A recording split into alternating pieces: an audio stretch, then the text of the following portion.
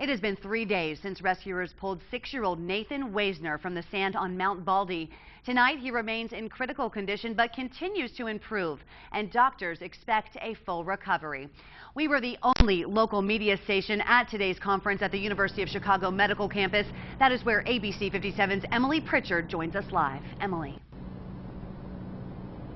Well, Kim, today as we're learning that Nathan is making good progress, we are also learning more about how the minutes unfolded leading up to him falling into that sinkhole. And today his grandfather told us that Nathan actually fell vertically up and down into that sand. He actually made it 11 feet deep until rescuers could find him, and his family is calling this nothing short of a miracle. He likes to be out in the sandbox and in the dirt more than any place else.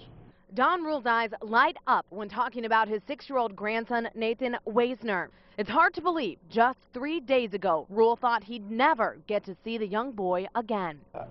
We thought Nathan was dead.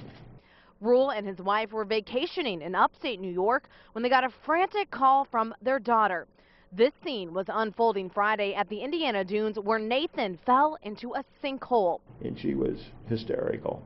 And she said, "Dad, Dad, we can't find Nathan. He is under the sand." As rescue crews worked for hours to pull the boy from the heavy sand.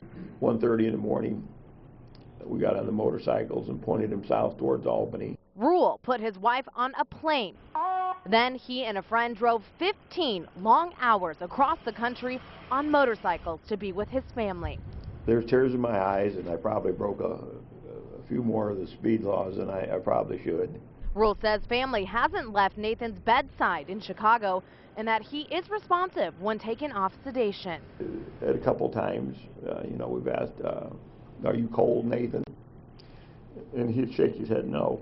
Now that doctors say they are hopeful Nathan will make a full or close to full recovery, the family can just thank everyone that came together at the dunes to help save him.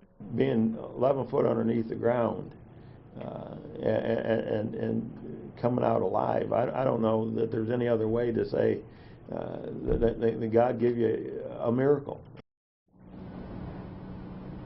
And Rule is a pastor in his hometown, and he says that there is no question that they are calling this recovery and rescue a blessing, and that he plans to even use this material in the future as a sermon. But in the meantime, he and the rest of his family are all staying here at the hospital by Nathan's bedside as he recovers. Reporting live in Chicago tonight, Emily Pritchard, ABC 57 News.